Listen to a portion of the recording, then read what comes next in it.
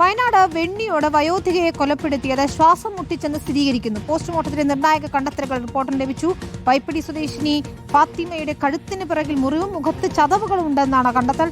പ്രതിക്കായി Kambalakkad police അന്വേഷണം ഊർജിതമാക്കിയിരിക്കുന്നു. ഇന്നലെ വൈകുന്നേരമാണ് ഫാത്തിമയെ വീട്ടിൽ മരിച്ച നിലയിൽ കണ്ടെത്തിയത്. ദീപക് മോഹനാണ് ചേരുന്നത്. ദീപക്, ക്രൂരമായ കൊലപാതകമാണ് എന്ന് സ്ഥിരീകരിക്കുകയാണോ? വിശദാംശങ്ങൾ എന്താണ്? പോലീസ് കണ്ടെത്തലുകൾ എന്താ?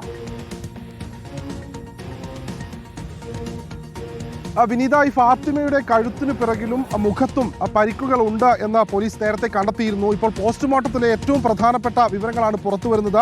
കഴുത്ത് ഞെരിച്ച് ശ്വാസം മുട്ടിച്ചാണ് ഫാത്തിമയെ കൊലപ്പെടുത്തിയത് എന്നുള്ള നിഗമനത്തിൽ ഇപ്പോൾ പോലീസ് എത്തിയിട്ടുണ്ട്. ഇതുമായി ബന്ധപ്പെട്ട് കമ്പളക്കാട് പോലീസ് വിശദമായ അന്വേഷണം നടത്തുന്നുണ്ട്. ഇന്ന് രാവിലെ തന്നെ ആ മേഖലയിൽ ഡോഗ് സ്ക്വാഡ് എത്തി പോലീസ് നായ മണം പിടിച്ച് അവരുടെ വീടിനടുത്തു നിന്ന് ഏകദേശം 4 കിലോമീറ്റർ അകലെയുള്ള കൃഷിയിടത്തിൽ ഒരു സ്ഥലത്തെത്തി നായ ഇത്തരത്തിൽ അവിടെ എത്തിയിരുന്നു.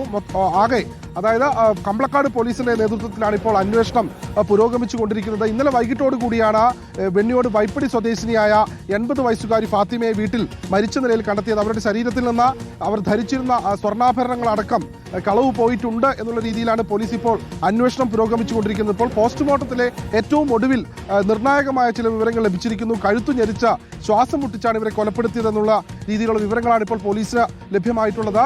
പ്രദേശവാസികളെയും ബന്ധുക്കളെയും ഒക്കെ കേന്ദ്രീകരിച്ചുകൊണ്ട് പോലീസ് മൊഴിയെടുത്തിട്ടുണ്ട്. കൂടുതൽ വിശദമായ അന്വേഷണം കമ്പളക്കാട് പോലീസിന്റെ നേതൃത്വത്തിൽ ഇപ്പോൾ നടന്നുകൊണ്ടിരിക്കുകയാണ് വിനീത.